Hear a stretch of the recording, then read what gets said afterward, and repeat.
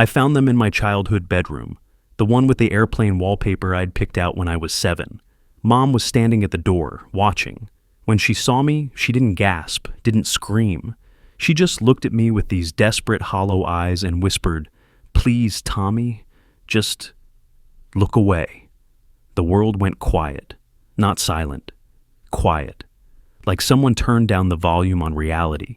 I could hear everything and nothing at the same time. The creak of the bed frame, Claire's sharp intake of breath, Richard's belt buckle hitting the hardwood floor, my mother's hand, gripping the doorframe so hard her knuckles went white. "Tommy, Claire started, but I held up one hand.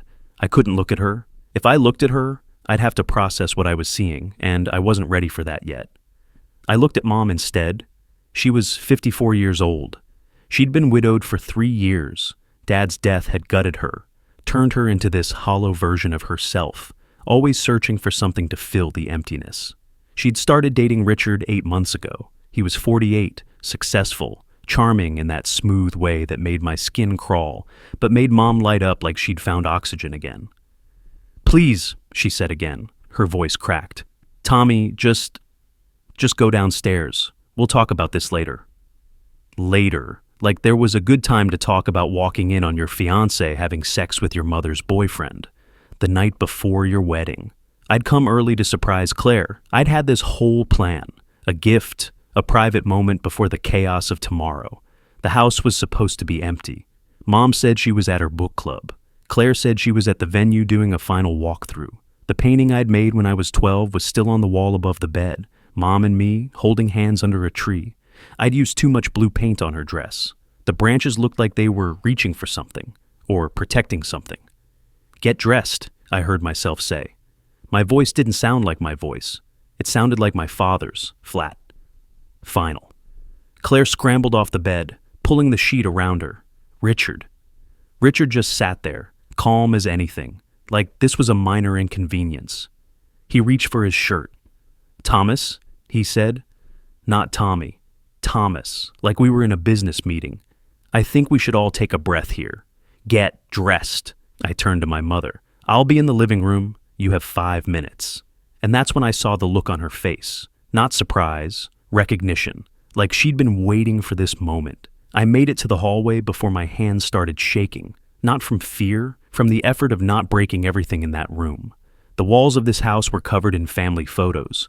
Me and Dad at my college graduation, Mom and Dad on their 20th anniversary, the 3 of us at Christmas 2 years before he died. Every single one of those photos was a lie now. I walked downstairs. My legs felt mechanical, like someone else was operating them. The living room looked exactly the same as it always had. Mom's reading chair by the window, Dad's old armchair that she'd never gotten rid of, the coffee table we'd had since I was 6. 20 minutes passed. Not 5, 20. When they finally came down, they were all dressed, but the damage was done. Claire's hair was still messed up. Richard's shirt was buttoned wrong. Mom's mascara had run. She looked at me like I was the one who'd done something wrong. "Tommy," she started, moving toward me. "Don't." I held up my hand again.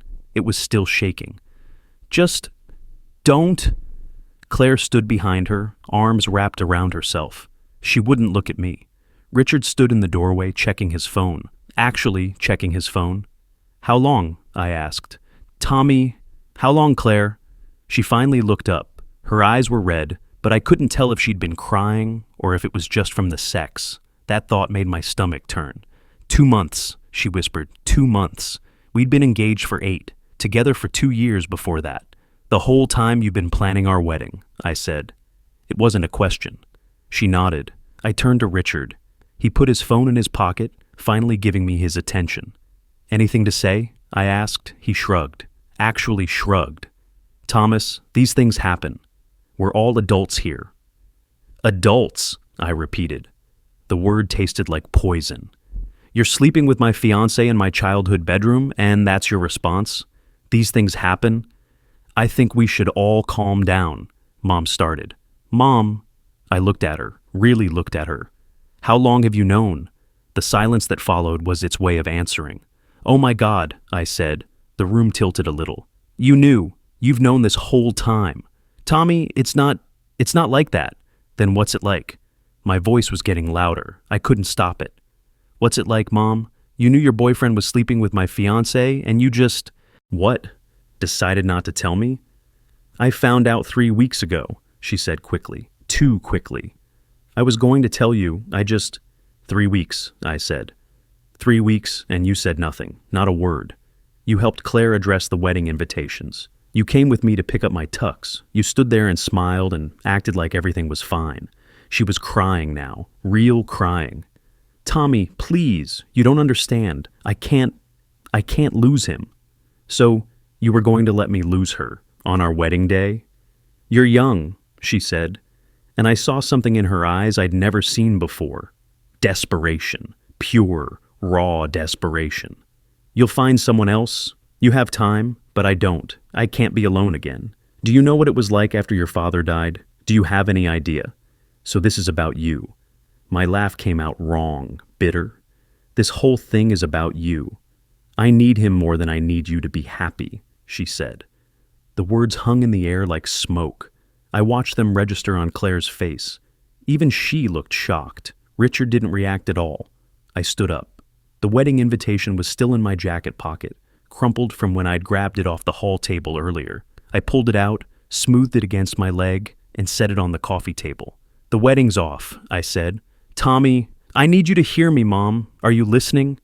She nodded, tears streaming down her face. You just told me you need your boyfriend more than you need me to be happy. Your son. The day before my wedding. I picked up my keys from the side table. So here's what's going to happen. I'm going to cancel the wedding. I'm going to figure out what to do about the venue, the vendors, the guests, all of it. And you're going to stay the hell away from me. Tommy, please. I'm not done. I turned to Claire. You can keep the ring. Consider it payment for the performance. You were really good. I actually believed you loved me. She tried to hand me the ring. I shook my head. Keep it. Evidence. I turned to Richard. He was watching me with this cold, calculating expression. Not apologetic, not even uncomfortable. Interested. Something funny? I asked him. He smiled.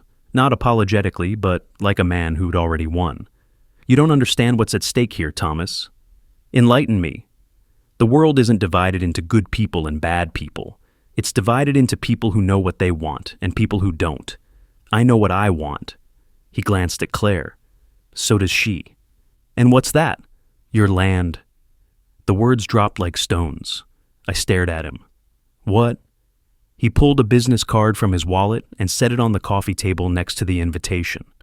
Whitmore Developments. We're building a luxury waterfront property. Brennan Heights. Named after your land, actually. Cute, right? My land. The 4.2 acres of waterfront property my grandfather had left me in his will. The land I'd inherited 3 years ago, right after he died. The land that was supposed to be for my future family. Claire made a small noise. Richard shot her a look. What does my land have to do with anything? I asked, even though I already knew. Some part of me already knew. Claire was supposed to convince you to transfer it after the wedding, Richard said, like he was explaining a business deal. Clean, simple, spousal transfer, perfectly legal. But I guess that's off the table now. I looked at Claire. She was crying again, but quietly this time. You were hired, I said. It wasn't a question anymore. She didn't answer. She didn't have to. A business card fell from Richard's pocket as he shifted his weight. He didn't notice. I did. Get out of my mother's house, I said. Thomas, Mom started. Not you, Mom. You stay. We need to talk. Richard straightened his cuffs. This isn't over. Yeah, I said. It is. He left. Claire followed him, still crying. The door closed behind them with a soft click. I stood there with my mother in the living room of my childhood home, and I realized I didn't know her at all. It was 2:47 in the morning when I finally went to my apartment. I hadn't been able to sleep, hadn't been able to think about anything except those words. Your land. I kept hearing Richard's voice, smooth and confident. Brennan Heights, named after my property like they'd already won. I'd left Mom's house at midnight. We'd fought for an hour, her begging me to understand, me trying to understand how the woman who'd raised me could do this. Eventually, she said something that stopped me cold. You're making the biggest mistake of your life. I'd looked her in the eye and said, No, Mom, you already did. Now I was home, standing in my apartment, staring at the lockbox I'd kept in the back of my closet for the past 3 years. My grandfather's lockbox. The combination was my birthday. Had been since I was a kid. He'd always joked that someday I'd need to remember it. I guess someday was tonight. The lock clicked open. Inside, the metal smelled like my grandfather's garage. Oil and sawdust and Old Spice. God, I missed that smell. I missed him.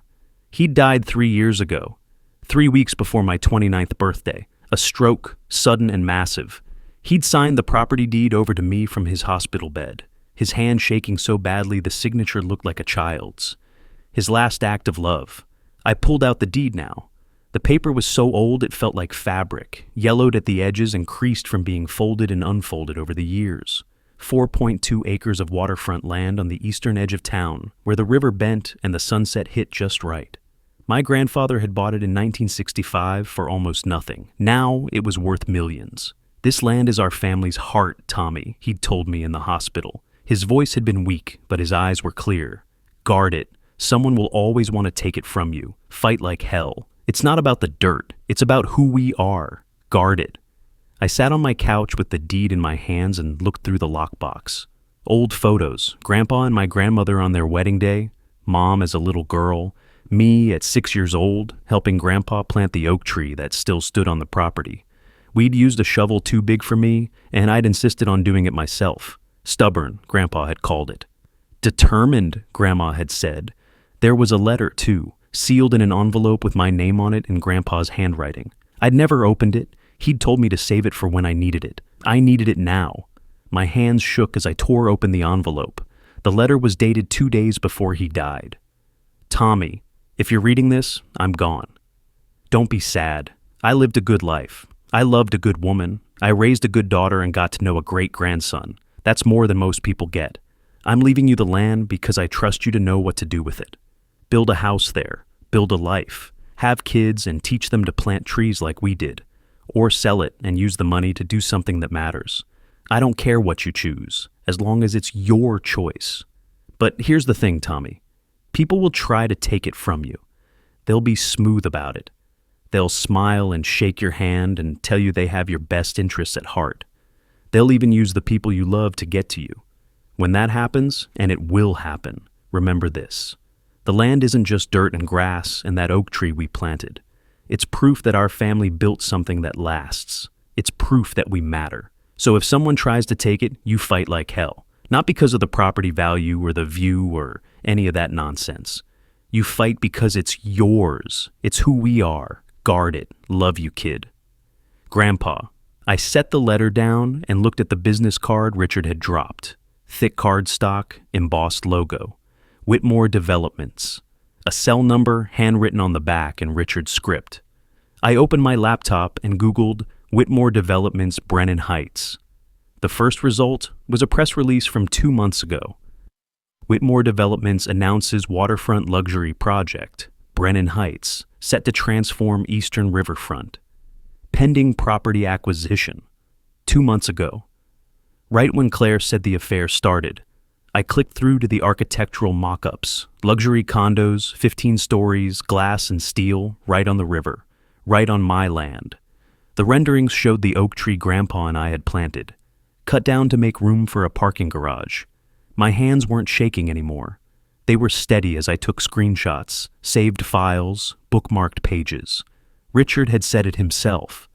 The world was divided into people who knew what they wanted and people who didn't. I knew what I wanted now. The wedding was supposed to start at 4 p.m. I showed up at the venue at 9 a.m. The wedding planner, Sarah, was there setting up chairs. She looked up when I walked in, surprised. "Thomas, you're not supposed to see this until... I'm canceling the wedding." She froze, a chair in each hand. "What?" "The wedding's off. I need you to call everyone. Vendors, guests, everyone. Tell them not to come." "Thomas, what happened? Is Claire okay?" "Claire's fine," I said. My voice was flat, clinical. "Better than fine. She's been sleeping with my mother's boyfriend for 2 months, so you can understand why I'm not really in the mood to get married." Sarah set down the chairs. "Oh my God. Yeah. Thomas, I'm so sorry. Don't be. Just make the calls." She nodded slowly. Okay, I can do that. But what about the deposits, the catering, the band, I'll handle it, just stop people from showing up. I'd already called my best man Eric at 6 a.m. He'd said he'd handle the groomsmen. I'd texted the rest of my close friends a group message. Wedding's off. Claire cheated. Don't ask. I'm okay. I wasn't okay, but saying it made it easier. Early guests were starting to arrive for photos. Claire's parents, some of her cousins. I watched through the window as Sarah intercepted them, explained the situation, sent them away. Their faces went through the same progression. Confusion, shock, awkward sympathy. My phone buzzed. Mom, please answer. We need to talk. I deleted the message. Another buzz. Tommy, you're making a mistake. This can still be fixed. I turned off my phone. Sarah came back inside. That's everyone I could reach. Some people are probably already on their way. I'll stay here and catch them. Thank you. Thomas? She hesitated. For what it's worth, you deserve better. Yeah, I said. I'm starting to figure that out. I left the venue and drove to the one place I could think clearly. The land. My land. Grandpa's land.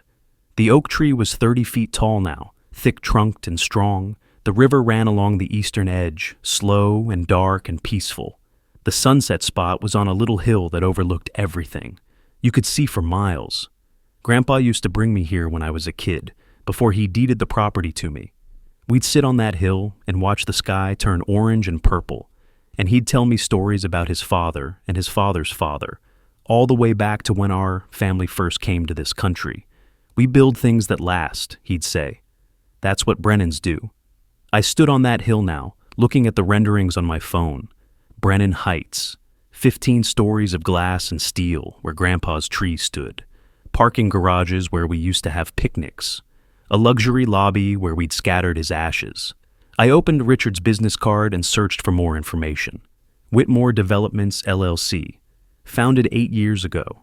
Richard Whitmore, CEO and principal developer. Previous projects, 3 mid-sized residential developments, all successful. And then I found the interesting part.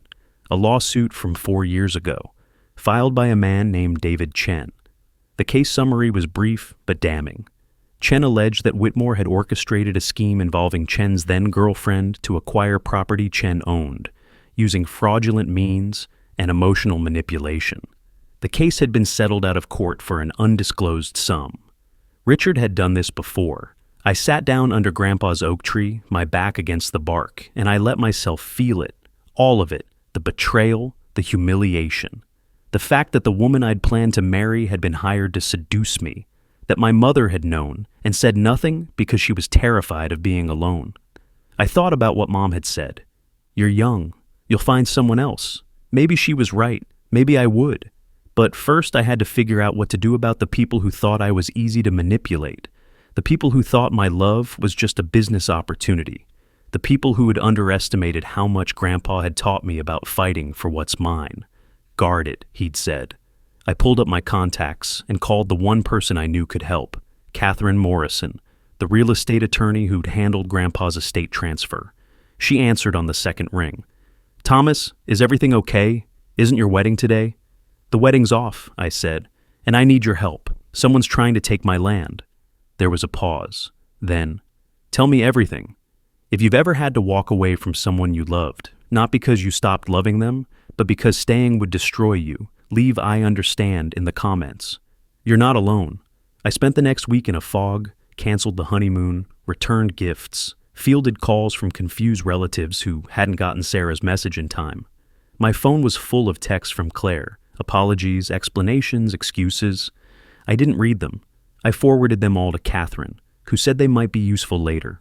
Mom called 17 times, left 12 voicemails, showed up at my apartment twice. I didn't answer the door. I couldn't look at her. Every time I tried, all I could see was her standing in that doorway, watching Claire with Richard and doing nothing, choosing him over me, choosing her fear of loneliness over her son's happiness. Some choices you can't take back. Catherine, meanwhile, was a godsend. She dug into Richard's background, pulled the details on the Chen lawsuit, and started mapping out exactly how the property transfer was supposed to work. The prenup Claire had mentioned, The one Mom had tried to get me to sign the week before the wedding had a clause buried on page 7. Catherine read it to me over the phone, her voice tight with anger.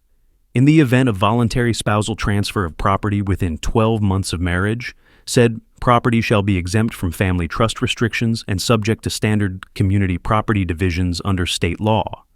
Translation? I'd asked. Translation.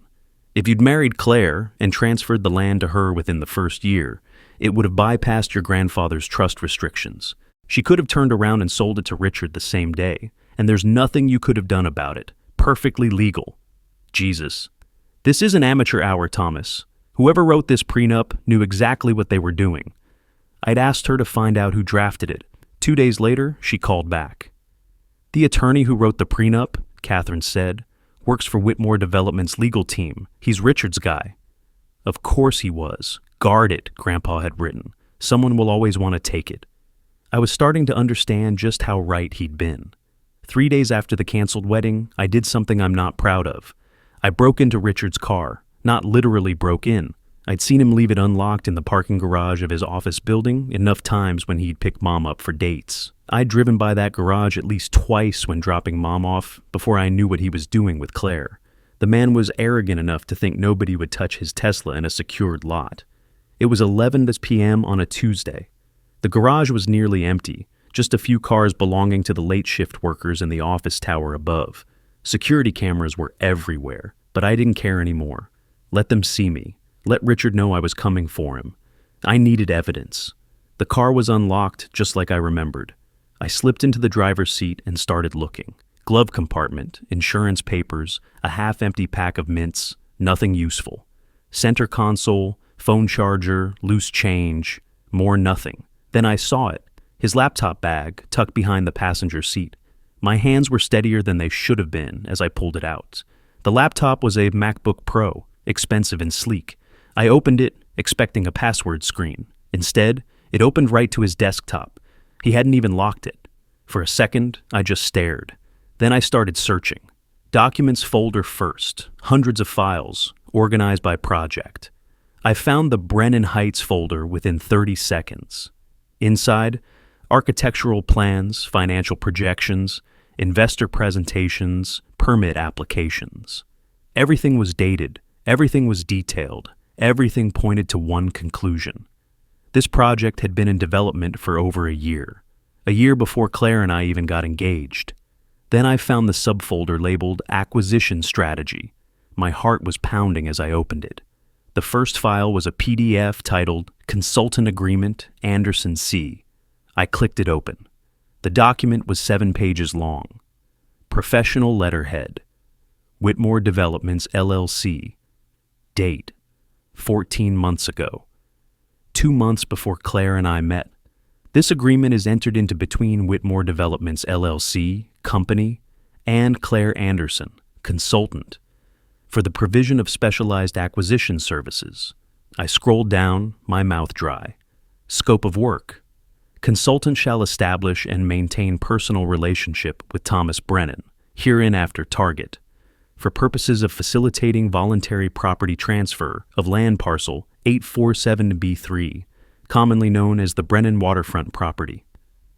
The font was Helvetica, professional, cold.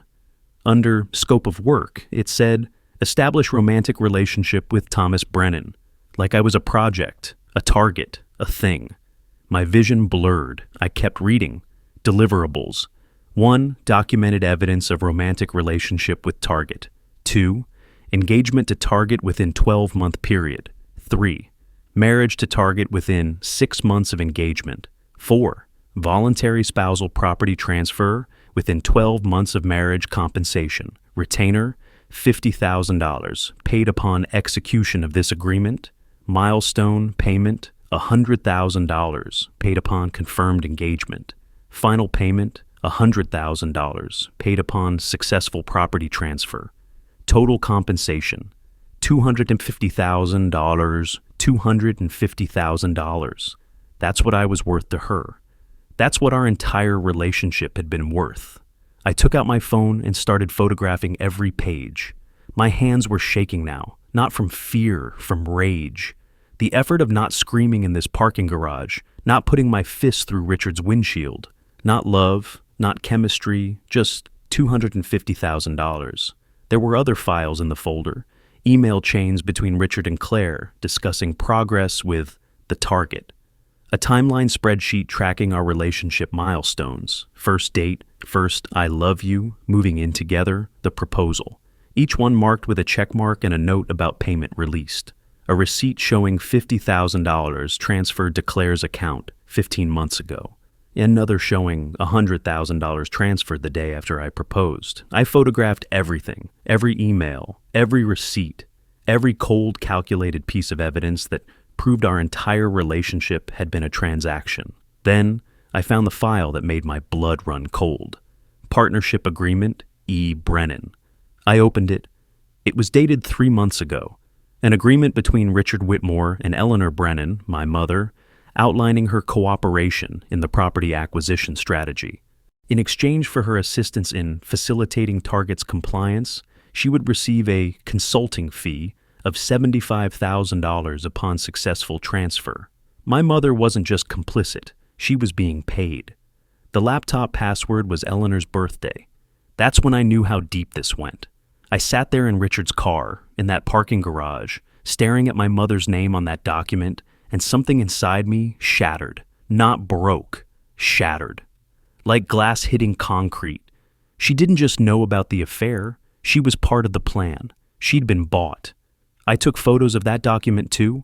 Then I closed the laptop, put it back exactly where I'd found it, and walked out of that garage. If the security cameras caught me, I didn't care. Let them come. I had what I needed. I couldn't go home, couldn't sleep, couldn't think about anything except that number, $75,000, and what it meant about my mother. At 2:30 in the morning, I found myself outside her house. I still had a key. I'd had one since I was 16, kept it on my keychain for emergencies. I'd never thought I'd use it like this. The house was dark. Mom's car wasn't in the driveway. She was probably at Richard's place. The thought made me sick. I let myself in. The house smelled like her perfume and old coffee. I stood in the entryway for a moment, letting my eyes adjust to the darkness. Every corner of this place held memories. Learning to tie my shoes on the stairs, Dad teaching me to ride a bike in the driveway, family dinners at the table in the kitchen where we'd laughed until we cried. All of it felt like someone else's life now. I went upstairs to her bedroom. I wasn't sure what I was looking for, more proof, I guess. Something that would help me understand how she could do this. How the woman who'd raised me, who'd bandaged my scraped knees and stayed up all night when I had the flu, could sell me out for $75,000. Her room was neat, organized. The bed was made with hospital corners. Dad had been in the Navy, had taught her that. Her jewelry box sat on the dresser, same place it had been for 30 years. I opened it, costume jewelry mostly. Mom had never been materialistic. Dad's wedding ring on a chain, a bracelet I'd made her in summer camp when I was 9, and a false bottom. I almost missed it, but the box felt too shallow for its exterior height. I pressed on the velvet lining, and it shifted. Underneath was a small compartment, maybe 3 inches deep. Inside was a diary, leather-bound, burgundy, worn at the edges. I opened it to the first page. My mother's handwriting, slanted and familiar. January 4th. That was 6 months ago. I flipped through the pages, scanning entries. Most of them were mundane, complaints about work, comments about books she'd read, mentions of dates with Richard. Then I found the entry dated March 14th. Her handwriting changed here. The letters got taller, more erratic. March 14th. I saw Richard's hand on Claire's thigh at dinner tonight. Tommy was in the bathroom. Richard looked at me and smiled. He smiled, like he wanted me to see, like he was testing me. I should tell Tommy, I know I should. A good mother would tell her son. But if I do, Richard will leave me. He's already said he's not interested in drama. If I make this dramatic, he'll walk away. And I can't be alone again. Michael's death nearly killed me. 3 years of grief therapy and antidepressants and waking up every morning wishing I hadn't. Tommy doesn't know how bad it got. I hid it from him. I got good at hiding. Richard makes me feel like I'm alive again. Like I matter. Like I'm not just the widow everyone feels sorry for. so I'm not going to say anything. Maybe it's just a fling. Maybe it'll burn out. Maybe Tommy will never know. God forgive me. My hands were shaking as I turned the page. The entries continued. March 17th. More observations of Richard and Claire flirting when I wasn't looking. March 23rd, Mom confronting Richard, who told her to mind her own business and threatened to end their relationship if she caused problems.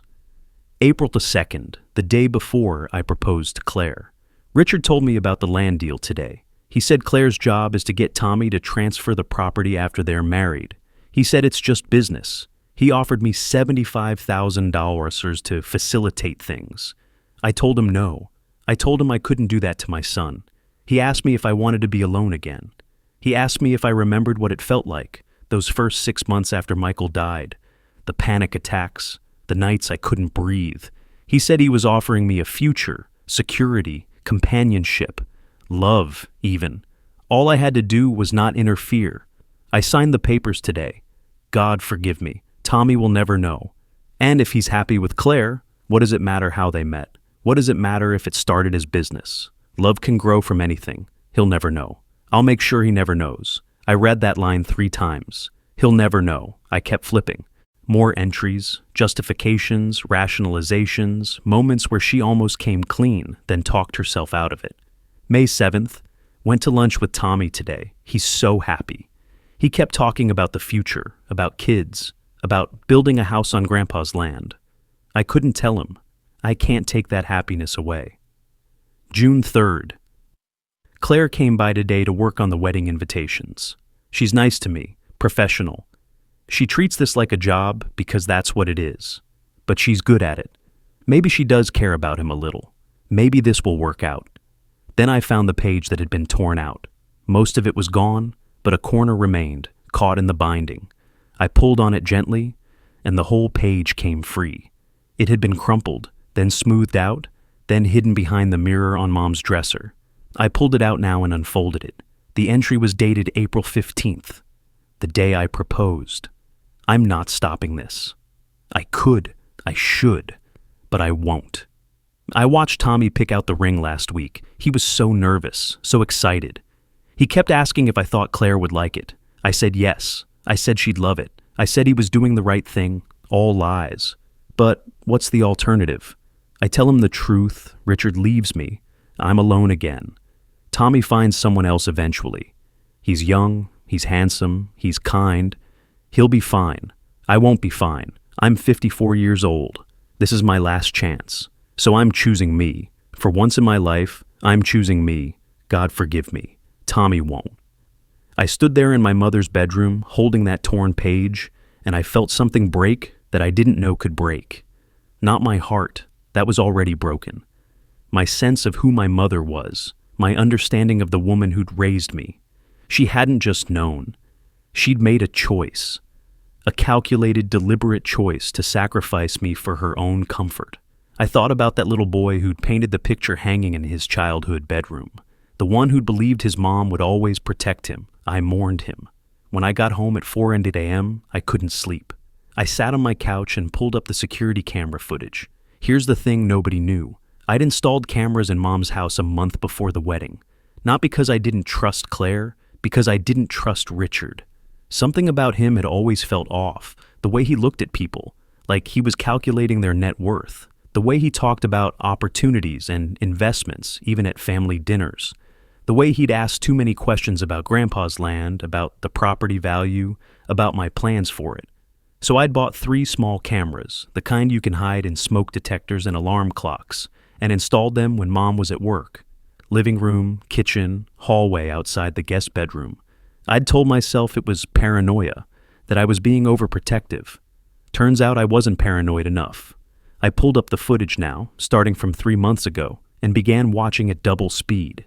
Hours of mundane content. Mom reading in her chair, Mom making dinner, Richard coming over for dates. Then, April 3rd. 2:17 p.m. I slowed the footage to normal speed, Claire's car pulling into the driveway. She'd texted me that day, I remembered, saying she was meeting with the florist. The wedding was 2 months away. Claire getting out of the car, looking around, then going inside. She had a key. Mom had given her one in case of emergencies. 15 minutes later, Richard's car pulling up. He let himself in with his own key. The camera in the living room caught them meeting in the hallway. No sound. I'd bought cheap cameras, but I didn't need sound. The body language told me everything. Richard's hand on Claire's waist, Claire's arms around his neck. The kiss that lasted too long to be anything but what it was.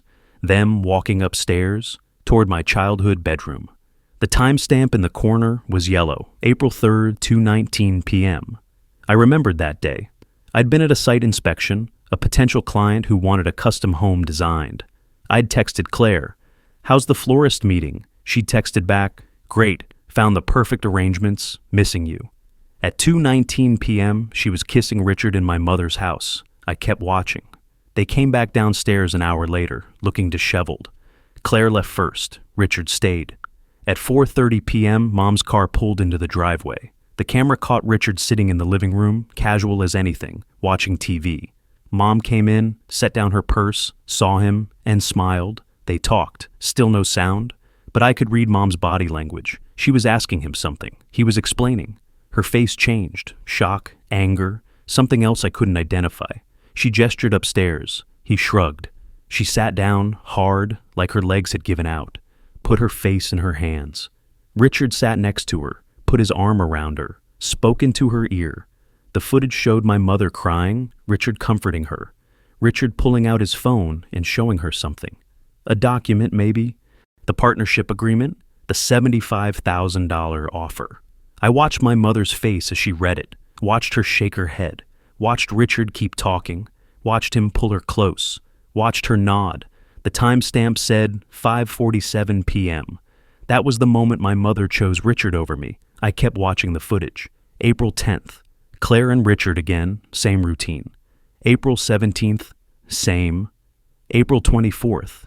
Mom bringing them coffee in the bedroom afterward, actually bringing them coffee like she was facilitating. May the 2nd. Footage of Mom crying alone in the kitchen after Claire and Richard left. She looked at her reflection in the microwave door for a long time. Then she wiped her eyes and went back to reading her book. May 15th. Mom and Richard arguing in the living room. I couldn't hear the words, but I could see Mom pointing upstairs toward the bedroom. Richard's face was cold. He said something that made Mom flinch. Then he walked out. Mom stood there for 3 minutes, not moving. Then she called him. I could see her mouth moving. "Please come back. I'm sorry, please." He came back an hour later. She made him dinner. June 1st. Claire and Richard again. Mom walked in on them in the hallway. They didn't even look surprised. Mom just turned around and went back downstairs. I watched 3 months of footage, 3 months of my mother knowing, seeing, facilitating, and doing nothing. The last piece of footage was from June 15th, 2 weeks before the wedding that never happened. Mom and Richard in the living room, him showing her something on his phone, her nodding, him kissing her cheek. The property transfer timeline probably, making sure everything was in place. I closed the laptop and sat in the darkness of my apartment. Outside, the sun was starting to rise. The sky was turning that pale blue-gray that meant morning was coming, whether you were ready or not. I thought about calling Mom, confronting her with everything I'd found, the contract, the diary, the footage. But what was the point? She'd made her choice.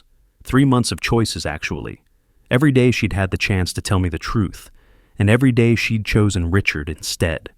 April 3rd footage, Claire said, falling in love with forever in my childhood bedroom, the same bedroom where 2 hours earlier she'd been having sex with Richard. I wondered if the sheets had even been changed. A week later, I met with Catherine Morrison at her office. She'd been working on the legal aspects of the property situation, digging into the prenup, researching Richard's past deals. Now I handed her a flash drive with everything I'd collected, photos of the contract, copies of the diary pages, the footage, the receipts, the partnership agreement. She plugged it into her computer and started reviewing. I watched her face change as she read. Professional composure giving way to shock, then disgust, then something that looked like rage. "Jesus Christ," she said finally. "Thomas, this is fraud. Clear-cut, prosecutable fraud." "I know." "And your mother?" She looked up at me. "I'm sorry." Don't be. Just tell me what I can do with it." She leaned back in her chair. "Well, criminally, this could be a conspiracy to commit fraud. Civil, you could sue both Richard and Claire for damages, emotional distress, breach of contract under fraudulent pretenses, possibly your mother as an accessory." "I don't want money," I said. "I want them to know they lost." Catherine smiled. It wasn't a nice smile. "Then we need to look at the property itself. Because here's the thing, Richard's entire development project hinges on getting your land. Without it, Brennan Heights doesn't exist." "Explain." She pulled up a map on her computer, my property outlined in red. "You own the only waterfront access on this section of the river. The parcels on either side are landlocked. No river frontage, no sunset views, no premium pricing. Richard's bought options on those parcels, betting that he can get your land and develop the whole thing as one luxury project. But if you don't sell, his project dies." "His project dies," she confirmed. "And from what I've found, he's heavily leveraged on this. He's borrowed against future sales, promised returns to investors. If Brennan Heights falls through, Whitmore Developments goes bankrupt. How long does he have? The options on the surrounding parcels expire in 3 months. If he doesn't start development by then, he loses everything." 3 months. Richard had 3 months to get my land or lose his company. No wonder he'd been willing to pay Claire $250,000. No wonder he'd bought my mother for $75,000. This was desperation. "There's something else," Catherine said. She pulled up a file. "I found Richard's previous lawsuit, the one with David Chen. Got my hands on the settlement documents. Turns out this is the second time Richard's pulled this exact scheme. Hired a woman to seduce a property owner, manipulated the situation to force a sale. Chen caught on before the transfer went through, sued, and Richard settled for $400,000 to keep it quiet. So he's done this before. And he'll do it again if we don't stop him." Catherine looked at me. "Thomas, you have enough here to destroy him, professionally, legally, financially. But I need to know, how far do you want to take this?" I thought about Grandpa's letter, fight like hell. I thought about the oak tree on the property, 30 feet tall and strong. I thought about Mom standing in that doorway, watching Claire with Richard, and whispering, "Please, Tommy, just look away." "All the way," I said. "I want to take it all the way." Catherine nodded. "Then here's what we do." Mom tried to see me again 10 days later. She showed up at my apartment at 7:00 p.m. on a Thursday, knocked until I finally answered. I'd been expecting this, dreading it, but expecting it. She looked terrible, thinner than I'd ever seen her. Dark circles under her eyes, her hair unwashed. She was wearing Dad's old cardigan, the one she only wore when she was really struggling. "Tommy," she said. Her voice was hoarse. "Please, we need to talk. I don't think we do. 5 minutes. Just give me 5 minutes." I should have closed the door, should have told her to leave, but some part of me, the part that was still that 12-year-old boy who'd painted her picture, couldn't do it. "Fine," I said, "but not here." We met at a coffee shop 2 blocks away. Neutral ground, public, so I couldn't yell. So she couldn't make a scene. She ordered tea she didn't drink. I ordered coffee I didn't want. We sat across from each other in a corner booth, and for a full minute, neither of us said anything. Finally, she spoke. "Tommy, I'm sorry. I'm so sorry." "For what, specifically?" She flinched. "For all of it. For not telling you. For what happened." "You mean for watching your boyfriend sleep with my fiancée and saying nothing? Or for taking $75,000 to help them steal my land?" Her face went white. "How did you—" "I found the contract, Mom, in Richard's laptop. I found your diary. I have the security footage. You were in my house? You sold me out. I think that voids the respect my privacy clause." She was crying now. Real tears streaming down her face, smudging what little makeup she'd put on. "Tommy, I was so scared." "Of what?" "Of being alone again." Her voice broke. "Do you know what it was like after your father died? Do you have any idea?" "Yeah, Mom, I was there. I watched you grieve. I helped you through it." "You saw me grieve," she said. "You didn't see me at 3:01 a.m., having panic attacks in the bathroom so you wouldn't hear. You didn't see me standing in the kitchen with a bottle of pills, wondering if it would be easier to just stop." You didn't see me crying in my car before work every morning for a year. I'd known Dad's death had been hard on her. I hadn't known it was that hard. You should have told me, I said. My voice came out softer than I meant it to. I couldn't. You were 25. You just started your career. I couldn't put that on you. So, instead you put it on Richard. Let him use it against you. She wiped her eyes. He made me feel alive again, like I mattered, like I wasn't just the sad widow everyone pitied. So you fed me to him. I thought... She stopped, started again. I thought you'd be okay. You're young. You'll find someone else. You have time. That's not the point. Then what is the point? Her voice was rising. People were starting to look. What was I supposed to do, Tommy? Tell you and lose him? Be alone again? Start over at 54? Yes, I said. That's exactly what you were supposed to do, because I'm your son, and you're supposed to protect me, even if it costs you something. But I need him more than... Don't. I held up my hand. Don't say it again. Don't tell me you need him more than you need me to be happy. I heard you the first time. She reached across the table for my hand. I pulled away. Tommy, please. I know I made a mistake. I know I did this wrong. But I can't lose you too. First your father, now you. I can't. I'll die if I lose you. You already lost me, I said quietly. The second you chose him. Can't we fix this? Can't I make this right? I thought about the contract, the diary, the footage of her bringing coffee to my childhood bedroom while my fiancée slept with her boyfriend. No, I said. You can't. Tommy, you know what Grandpa used to tell me? I pulled out my phone, found the photo of his letter. He said people would try to take what's mine, that they'd be smooth about it, that they'd use the people I love to get to you. I slid the phone across the table. She read it, her face crumpling. He was right, I said. I just didn't think the person he was warning me about would be you. I thought you'd understand. You're strong. You'd find someone else. But I won't. You're young. You'll move on. You keep saying that? Like it makes it okay. Like the fact that I'm young means you're allowed to destroy my life.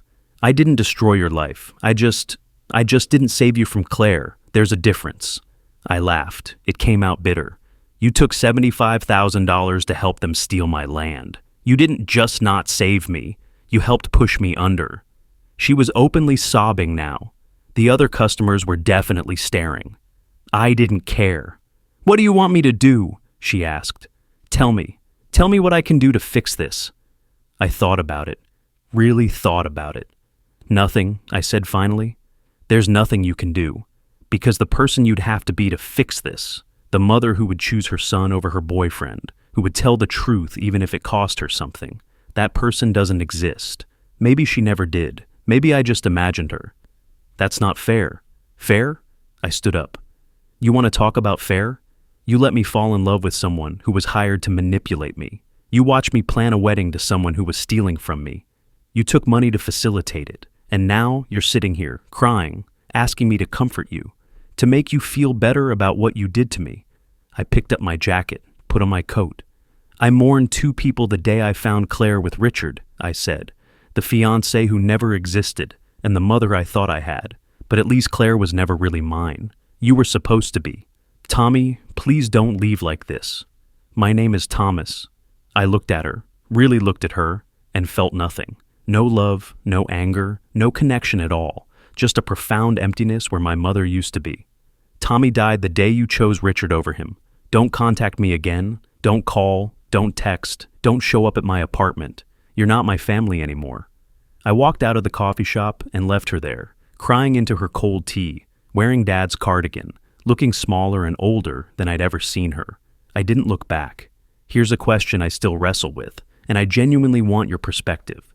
Is forgiveness mandatory when it's your parent? Or are there betrayals so deep that cutting someone off, even your mother, is the only way to survive? Let me know what you think in the comments. The next month was war. Catherine and I turned my apartment into a command center. We mapped out Richard's entire scheme on a giant whiteboard. Timeline, players, money flow, evidence. We hired a private investigator named Marcus Reed, who'd worked fraud cases for 20 years. We brought in a forensic accountant to trace the money, and piece by piece, we built a case that would burn Richard's world to the ground. Marcus was the first one to find the pattern. "Your boy Richard's done this twice before," he said, spreading files across my kitchen table. "The Chen case you found? That's just the one that went public. There's another from 6 years ago. Guy named Robert Morrison. Same play. Hired girlfriend, property manipulation, forced sale. Morrison didn't sue. Too embarrassed. Took the loss and moved to Arizona. 3 times, Catherine said. 3 separate property scams using the same method. 4th time if you count the attempt on Thomas," Marcus added. "Difference is, this time he got caught. The forensic accountant, a woman named Diana Wu, who looked like she could dissect your tax returns with a glance, found even more. Whitmore Developments is leveraged to the breaking point," she said, showing us spreadsheet after spreadsheet. "He's borrowed $15 million against projected Brennan Heights sales, promised investors a 23% return, bought options on 6 surrounding properties at $200,000 each. He's all in on this project." "What happens if it falls through?" I asked. "Personal bankruptcy, company liquidation. He'll lose everything." "Good," I said. Catherine filed a cease and desist order first, blocking any attempt by Richard to approach me or the property. Then we filed a civil lawsuit. Fraud, conspiracy, emotional distress, breach of fiduciary duty. 27 pages of legal destruction backed by every piece of evidence we'd collected. The contract, the diary, the footage, the receipts, the partnership agreement, all of it documented and certified and ready for court. Marcus kept digging. He found Richard's investor presentations full of glossy renderings of Brennan Heights. My oak tree conspicuously absent, replaced by a fountain and a parking structure. He found emails between Richard and the city planning office discussing anticipated acquisition of the Brennan property as if it were a foregone conclusion. He found text messages between Richard and Claire from 2 weeks before the wedding. Claire, "He's getting suspicious, keeps asking about the prenup." Richard, "Stay the course. Eleanor's handling him. We're too close to stop now." Claire, "What if he doesn't sign after the wedding?" Richard, "He will. He's in love." Love makes people stupid. Love makes people stupid. I pinned that text message to my wall, looked at it every morning, reminded myself what I'd been and what I'd become. The private investigator also found something unexpected. Richard's company was already under investigation by the state attorney general for securities fraud. Apparently, he'd misrepresented assets to investors, inflated property values, and used funds from one project to pay returns on another. Classic Ponzi scheme behavior. The Brennan Heights collapse would just accelerate his downfall. "We've got him," Catherine said during one of our late-night strategy sessions. "On every front, civil, criminal, financial, he's done." "What about Claire?" I asked. "She violated the consultant agreement by failing to deliver on the contract. Richard can sue her for breach, but given his legal problems, he won't. She'll walk away with the retainer and the engagement payment, about $150,000 total." "That's it? She ruins my life and gets $150,000. "No," Catherine said. "She ruins your life and gets humiliated in court when all of this comes out. Her name will be attached to fraud proceedings. Her reputation will be destroyed. Every future employer will Google her and find the lawsuit. That's worth more than money." She was right. I knew she was right. But it still didn't feel like enough. Marcus's last piece of intelligence was the most valuable. Richard had scheduled a land transfer meeting for August 12th, exactly 3 months from the canceled wedding. He'd sent invitations to his business partners, his attorney, and my mother, asking them to attend the final negotiation with me. He actually thought I'd show up and negotiate. He actually thought he could still win. "Perfect," Catherine said when I showed her the invitation. "Let him think he's winning. Let him bring everyone he wants to impress. And then we'll show him what real defeat looks like."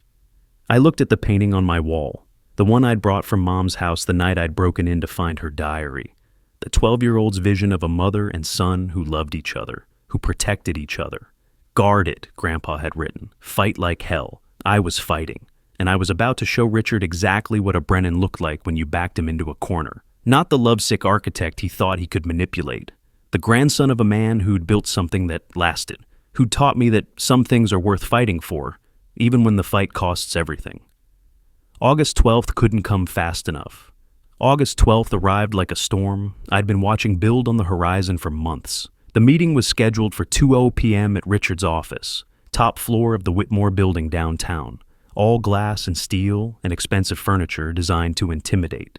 He'd sent the invitation 3 weeks prior, written in that smooth, confident tone he always used. Thomas, let's discuss terms for the Brennan property transfer. I believe we can reach an arrangement that benefits everyone involved, looking forward to resolution. Richard, he'd even included a proposed settlement, $2 million for the land, about half its actual value. Catherine had laughed when she saw it. He still thinks you're the lovesick kid who will sign anything. Good, I'd said. Let him think that. Now I was standing outside the Whitmore building with Catherine and Marcus, the private investigator. Catherine carried a briefcase that weighed about 15 pounds. Every piece of evidence we'd collected, organized into manila folders with tabs and labels. Marcus had a thumb drive with the security footage and a portable projector, just in case. We looked like we were going to war. We were. You ready? Catherine asked. I thought about Grandpa, about the oak tree, about that 12-year-old boy who'd believed his mother would always protect him. Yeah, I said, I'm ready. Richard's conference room was exactly what I'd expected. 20-foot ceilings, floor-to-ceiling windows overlooking the city, a table that could seat 20 people, expensive abstract art on the walls, a coffee station with a machine that probably cost more than my first car. Richard was there when we walked in, along with his attorney, a sharp-looking man in his 50s named Gerald Vance. 2 other men I didn't recognize sat at the table, business partners probably, investors checking on their investment. And in the corner, looking small and nervous, was my mother. She stood up when she saw me. Tommy, don't, I said. I didn't look at her. Couldn't look at her. Richard's smile dropped when he saw Catherine and Marcus walk in behind me, when he saw the briefcase and the projector equipment. Thomas, he said, recovering quickly, I wasn't expecting you to bring a team. I wasn't expecting you to hire my fiancée to steal my land, I said. But here we are. The room went very quiet. Richard's attorney shifted in his seat. Mr. Brennan, I'm not sure what you're implying. I'm not implying anything. Catherine set the briefcase on the table with a heavy thunk. I'm stating facts, and we have documentation. She opened the briefcase and started pulling out folders, one for each person at the table. Consultant agreement between Whitmore Developments and Claire Anderson, she said, sliding a folder to Richard. Dated 14 months ago. Scope of work, establish romantic relationship with Thomas Brennan for purposes of property acquisition. Richard's face went pale. His attorney grabbed the folder, started reading. Partnership agreement between Richard Whitmore and Eleanor Brennan, Catherine continued, sliding another folder across the table. Compensation, $75,000 for facilitation of property transfer. Mom made a small sound. One of the investors looked at her, then at Richard. Email correspondence between Richard Whitmore and Claire Anderson, Catherine said, sliding more folders. Discussing the target and progress toward engagement. Receipts showing payments of $50,000 and $100,000 to Ms. Anderson's account, matching the compensation schedule in the consultant agreement. The investors were reading now, their faces changing as they processed what they were seeing. Security camera footage from Eleanor Brennan's residence, Catherine continued, nodding to Marcus. He set up the projector. Time-stamped April 3rd through June 15th, showing Ms. Anderson and Mr. Whitmore engaged in an affair while Thomas Brennan was planning his wedding. Wait, one of the investors said. Wait just a minute. Richard, what the hell is this? It's a misunderstanding, Richard said, but his voice had lost its smoothness. Thomas is upset about the relationship ending. It's fraud, I said. My voice was steady, cold. I wasn't angry anymore. I was surgical. Every word was a scalpel. You hired someone to seduce me. You paid my mother to help you. You manipulated me into almost signing over my land, and you thought I'd never find out. Richard stood up. His face was red now. You can't prove intent. Actually, Richard, Catherine said, I can, and I'm about to prove it to the state bar, the district attorney, and every news outlet in this city. She pulled out another folder, thicker than the others. Civil lawsuit filed this morning in Superior Court. Fraud. Conspiracy to commit fraud, emotional distress, and breach of fiduciary duty. We're suing you for $5 million in damages. We're also filing a criminal complaint with the DA's office. Conspiracy to commit fraud, theft by deception, and elder abuse regarding your manipulation of Mrs. Brennan. Elder abuse? Eleanor said. She'd been silent until now. I'm 54. You're a widow who was targeted because of your vulnerability, Catherine said, not unkindly. Your age is irrelevant. The manipulation is what matters. Marcus clicked on the projector. The screen lit up with a still from the security footage, Claire and Richard kissing in Mom's hallway. The timestamp in the corner, April 3rd, 2:19 p.m. That's enough, Richard's attorney said, standing up. This meeting is over. No, one of the investors said. He was looking at Richard like he'd never seen him before. This meeting is not over. Richard, did you hire this woman? Richard didn't answer. Did you pay Eleanor Brennan to help you? Still no answer. The investor turned to his colleague. We need to pull out, now. Gentlemen, Richard started. How much did you borrow against this project? The second investor asked. How much are you into this for? Richard's attorney put his hand on Richard's arm. Don't answer that. But Catherine answered for him. $15 million, leveraged against projected sales from Brennan Heights, a project that requires the land Mr. Brennan owns. The land he will never, under any circumstances, sell to Mr. Whitmore. Jesus Christ, the first investor said. He stood up. We're done. Consider our investment withdrawn. You can't do that, Richard said. We have a contract that's void if the project is based on fraudulently obtained assets, the investor said, which, based on what I'm looking at, it is. You'll hear from our attorneys. Both investors walked out. The conference room door closed behind them with a sharp click. Richard sank into his chair. His attorney was speed reading through the lawsuit documents, his face getting tighter with every page. There's more, Catherine said.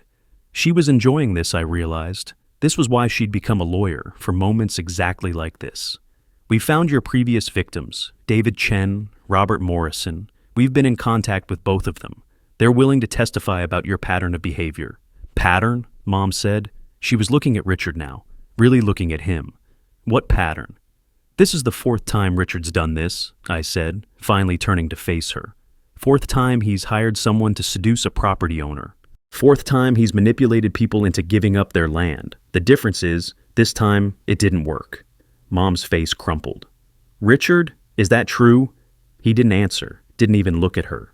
Oh my God, she whispered. You used me. You didn't love me. You just needed me to control Tommy. Eleanor, he started. Don't, her voice broke. Don't say my name. Don't say anything. She looked at me then. Her eyes were red, her face streaked with tears. Tommy, I'm so sorry. I didn't know. I swear I didn't know he'd done this before. It doesn't matter, I said, not cruelly, just honestly.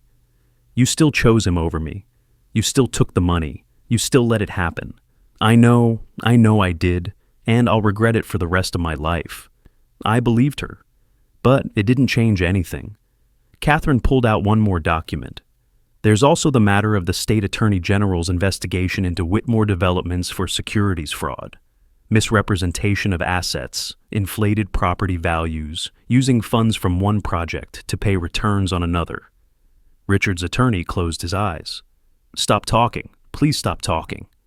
Ponzi scheme, Catherine finished. When Brennan Heights falls through, and it will fall through, the whole house of cards collapses. You'll lose the company, Richard. You'll lose everything. Richard looked at me for the first time since we'd started.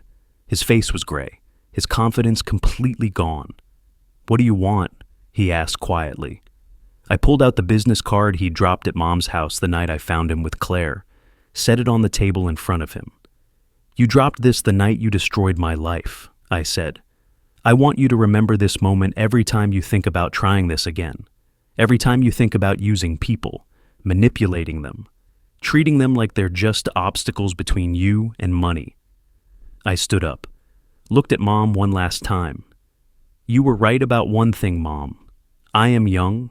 I will find someone else, someone who actually loves me, someone who would never sell me out, no matter how scared they were. Tommy, but you won't find that, I said. Because Richard's leaving you. He's leaving you the second this gets out, because you're a liability now. You're a witness to his crimes. And desperate people don't stick around when the ship starts sinking. Richard didn't deny it, didn't even try. Mom looked at him, waiting for him to contradict me, to tell her I was wrong. He stared at the table. Oh, she said softly, like something inside her had finally broken all the way through. Oh, I see. Catherine started packing up the evidence. You'll be served with the lawsuit within 48 hours. The DA's office will contact you about the criminal investigation. And, Richard, every news outlet in the city will have copies of these documents by 5 p.m. today. We made sure of that. We walked out of that conference room and left them there, Richard and his attorney surrounded by evidence of fraud, Mom crying quietly in the corner, the expensive coffee machine gurgling in the background like nothing had happened. The elevator ride down was silent. When we reached the parking garage, Marcus let out a long breath. That, he said, was beautiful. Catherine smiled. He's done. Even if the criminal charges don't stick, the civil suit will bankrupt him. The investors are gone, the project's dead. Whitmore Developments will fold within 6 months. What about Claire? I asked. She'll have to testify, probably cut a deal with the DA, testify against Richard in exchange for immunity. But her career is over. Her reputation is destroyed. Everyone who Googles her name for the next 20 years will find this story. Not my family, not my future, just collateral damage. We'd won. So, why did it feel like I'd lost everything that mattered? The next 3 months were a blur of legal proceedings and news coverage. Richard's company collapsed faster than even Catherine predicted. 2 weeks after our ambush, Whitmore Developments filed for Chapter 11 bankruptcy. The state attorney general's investigation expanded to include the Brennan Heights scheme. Richard was indicted on 6 counts of fraud. Claire cooperated with prosecutors, testifying against Richard in exchange for immunity. Her deposition was brutal, 23 pages of her, explaining how Richard had recruited her, how much she'd been paid, how she'd manipulated me. The local news ran excerpts. Her photo was in every article about the case. Her interior design business closed within a month. Her website went dark. She moved to Portland, according to Marcus, who kept tabs on everyone involved. The investors sued Richard personally, since the company had no assets left. He settled for everything he had, his house, his car, his stock portfolio. The Tesla I'd broken into got repossessed. And Mom tried to contact me 27 times in those first 3 months. Calls, texts, emails, letters sent to my apartment. I didn't answer any of them, but I read the letters, every single one. July 30th. Tommy, I'm so sorry. Richard left me the day after the meeting. You were right. He said I was a liability. I was so stupid. August 15th. I'm seeing a therapist now. She says I need to work on my fear of abandonment, my grief about your father. I should have done this years ago. September 3rd. I sold the house. Too many memories. I'm moving to a smaller place. I don't need much space anymore. It's just me. September 22nd. I don't expect you to forgive me. I don't deserve forgiveness. I just need you to know that I was wrong. So wrong. And I'll regret what I did for the rest of my life. October 10th. Richard's going to prison. I saw it on the news. 15 years. The judge said he showed no remorse. I understand how that feels, looking at someone you loved and realizing they were never who you thought they were. I kept every letter in a box in my closet. Didn't respond to any of them. Couldn't respond. Some wounds don't heal just because someone says they're sorry. Catherine handled all the legal work beautifully. Richard pleaded guilty in late October to avoid trial. 15 years in federal prison. Claire was never charged criminally, but the civil suit against her was still pending. And me, I kept working, kept living, kept waking up every morning and putting one foot in front of the other. But something had changed, something fundamental about how I saw the world, about how I saw people. I didn't trust anymore, didn't let anyone close, designed buildings, and went home alone, and told myself I was fine. I wasn't fine. Then, one day in early November, I got an email from a woman named Sarah Chen, David Chen's sister. Mr. Brennan, my brother told me what you did, how you stopped Richard Whitmore from doing to you what he did to David. I wanted to thank you. David never recovered from what happened.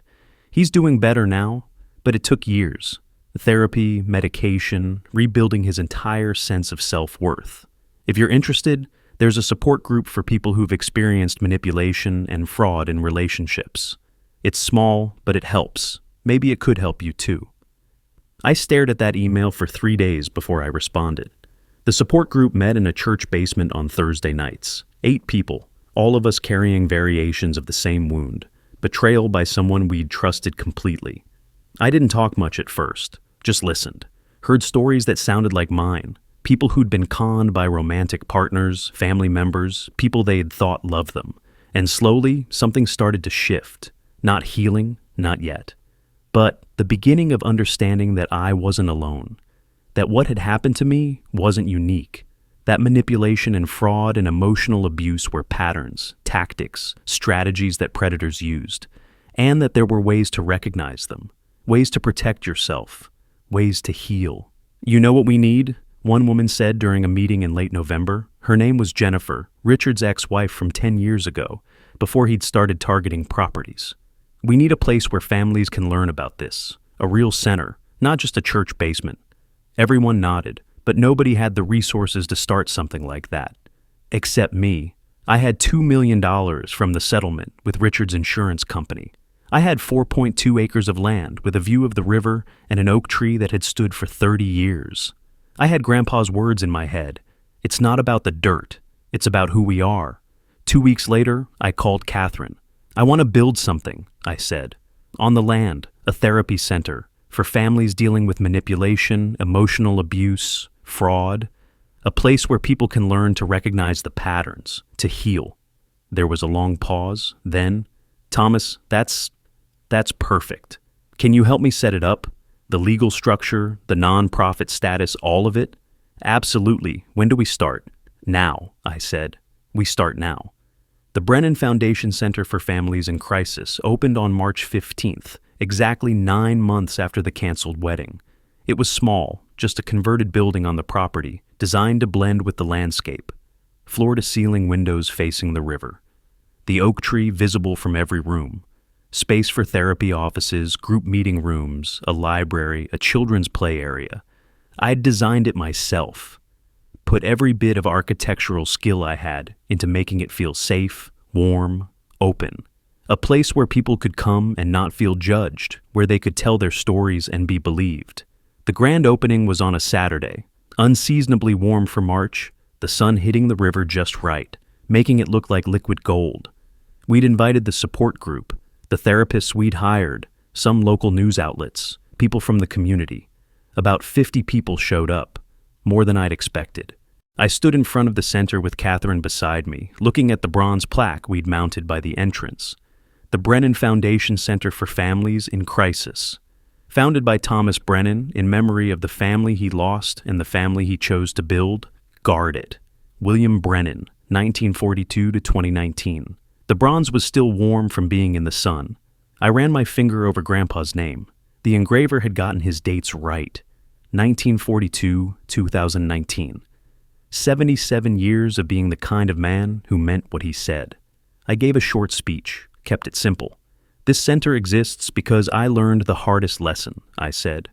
You can't force people to love you the right way. You can't control who betrays you or why, but you can choose who deserves your loyalty. You can choose to build something good from something terrible.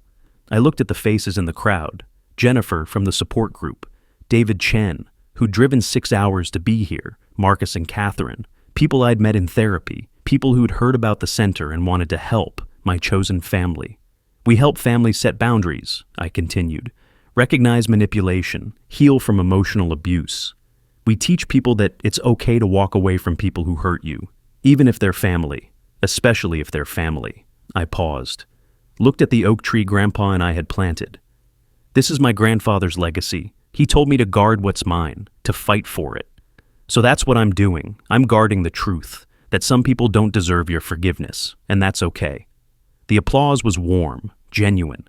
People came up afterward to shake my hand, to thank me, to tell me their own stories. As the sun started to set, most people left. But a small group remained. Catherine, Marcus, Jennifer, David, and a few others from the support group. My inner circle. The people who'd seen me at my worst and stayed anyway. "There's one more thing," I said. I'd brought the painting from my apartment, the mother-son painting I'd made when I was 12.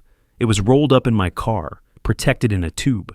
I pulled it out now and unrolled it on a table. Everyone gathered around. "I painted this when I was 12, I said. "My mom and me under a tree. I believed when I painted this that she'd always protect me, that we'd always be a team." I looked at it for a long moment. The too much blue paint on her dress, the branches reaching or protecting, or whatever I'd thought they were doing. I kept this painting for 9 months, looked at it every day, tried to reconcile the mother who existed in this painting with the mother who betrayed me. Jennifer put her hand on my shoulder. "You don't owe her anything." "I know," I said. "That's why I'm doing this." I'd set up a fire pit outside, near the oak tree, big enough for a small bonfire. I carried the painting over to it, laid it carefully on the wood kindling. Everyone followed, stood in a circle around the fire pit as the sun turned the sky orange and purple. "I thought about that little boy who painted this," I said. My voice was steady, clear. "The one who believed his mom would always protect him. I mourned him over these past 9 months, mourned the innocence he had, the trust." I pulled out a lighter, held it up. "But I'm not that boy anymore. I'm someone else now, someone who knows that families aren't always the people you're born to. They're the people who choose you, and who you choose back." I lit the painting. The flames caught quickly. The acrylic paint burned with a sharp chemical smell. The paper curled and blackened. The tree branches dissolved. The blue dress turned to ash. Within minutes, the painting was gone. I watched the ashes float up into the evening air, carried by the heat of the fire, watched them disappear into the sky above the river. "I'm guarding something now," I said softly. "Not land, not legacy, just the truth that some people don't deserve your forgiveness, and that letting go isn't the same as giving up. It's making space for something better." Jennifer hugged me, then David, then Catherine and Marcus and everyone else in the circle. We stood there as the fire burned down, as the sun finished setting, as the river reflected the last light of the day. And for the first time in 9 months, I felt something other than grief. I felt peace. If you've built your own family from people who actually chose you, not by blood but by love, share your story in the comments. The families I work with at the center taught me that the best families aren't always the ones you're born into. They're the ones who choose you and who you choose back. Those stories are what keep me going. I'd love to hear yours. I still get letters from Mom, less frequently now, once a month maybe. I don't read most of them, but I keep them in that box in my closet next to Grandpa's letter and the property deed. I don't know if I'll ever forgive her. Maybe I will, someday when enough time has passed. Maybe I won't, but I do know this. I'm not responsible for her loneliness. I'm not responsible for her choices. I'm not required to set myself on fire to keep her warm. Some lessons you learn by watching other people. Some lessons you learn by living through them. I learned mine the hard way. The center is thriving. We've helped over 200 families in the first year. Therapy sessions, support groups, legal consultations, financial planning. Everything someone needs to escape manipulation and rebuild. I still design buildings. That's my day job. But the center is my purpose. The thing Grandpa's land was always meant to be. Not luxury condos or parking garages. A place where people learn to guard themselves, to recognize wolves in sheep's clothing, to understand that real love doesn't come with contracts and consulting fees and hidden agendas. Real love is what I have now, with the people sitting around that fire pit watching the painting burn. The people who've seen every ugly part of this story and stayed anyway. That's the family I chose to build, and that's the legacy I'm guarding now.